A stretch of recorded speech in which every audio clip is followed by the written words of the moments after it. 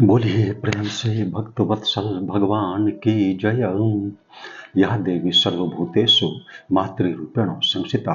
नमस्तस्यै नमस्तस्यै नमस्तस्यै नमो नमः। यह देवी सर्वभूतेषु दयारूपेण संस्थिता। नमस्तस्यै नमस्तस्यै नमस्तस्यै नमो नमः। जब विश्वामित्र ने प्रहार किया और वशिष्ठ मुनि के जो सैनिक थे, कामधेनु के द्वारा उत्पन्न किए हुए यवन आदि, उन सबों का संहार होने लगा, तब वशिष्ठ मुनि ने अपनी गौ कामधेनु को आज्ञा दी कि तुम और सैनिक उत्पन्न करो। तब कामधेनु ने हुंकार किया, जिससे काम्बोज नामक सैनिक उत्पन्न हुए। उसके थन से बड़बड़ नामक, योनि देश से यवन और शकत देश यानी गोबर के स्थान से शक उत्पन्न हुए, तथा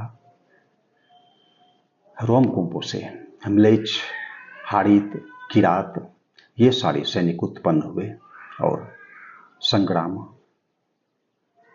पुनः चलने लगा। और इन सैनिकों ने विश्वामित्र के समस्त सैनिकों का संहार कर दिया। यह देखकर विश्वामित्र के 100 पुत्रों को बड़ा क्रोध हुआ और उन सबों ने वशिष्ठ मुनि पर आक्रमण कर दिया। परंतु वशिष्ठ मुनि के हुंकार मात्र से ही विश्वामित्र के समस्त पुत्र भस्मीभूत हो गए। जब यह दृश्य देखा विश्वामित्र ने, तो उनका उत्साह और बल ये सब शिथिल पड़ गए। अब वे क्या करें, असमंजस में पड़ गए। किंग कर्तव्य विमूढ़ता की स्थिति उत्पन्न हो गई।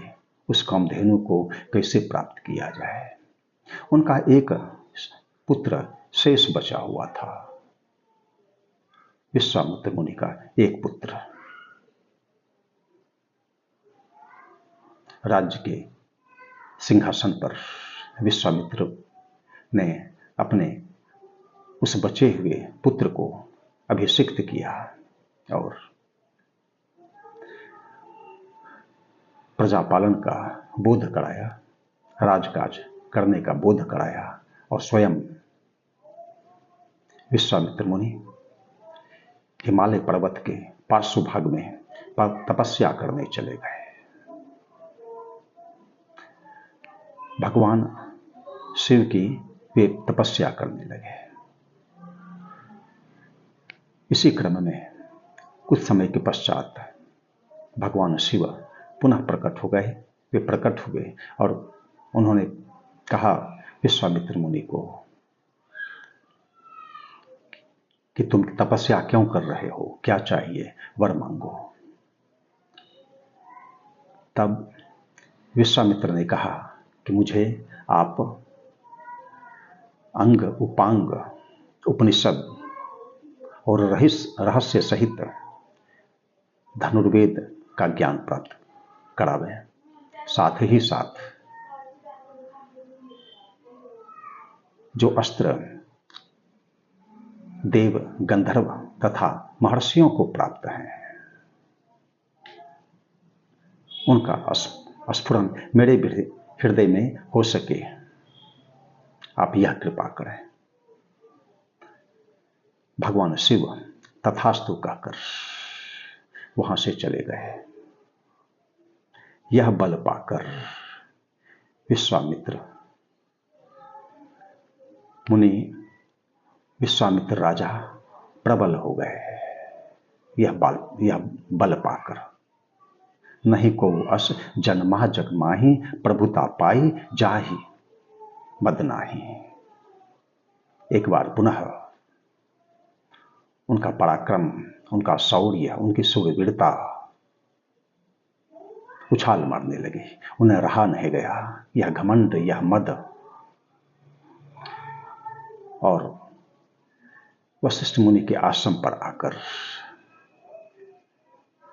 वे प्रहार करने लगे।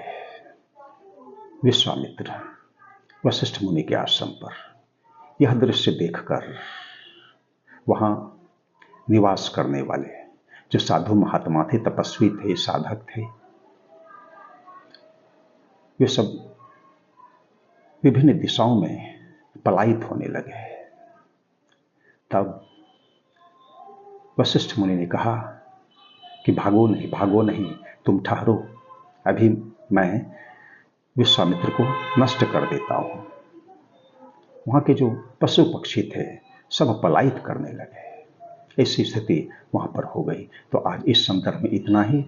आगे के प्रकरण का श्रवण कालांतर में ईश्वर की कृपा से हम लोग पुनः कर सकेंगे। आज इतना ही। सीताराम सीताराम सीताराम जय सीताराम सीताराम सीताराम सीताराम जय सीताराम सीताराम सीताराम सीताराम सीताराम सीताराम सीताराम सीताराम सीताराम सीताराम सीताराम सीताराम जय सीताराम सीताराम सीताराम सीताराम जय सीताराम। धर्म की जय हो, अधर्म का नाश हो, प्राणियों में सद्भावना हो, विश्व का कल्याण हो। हर हर महादेव।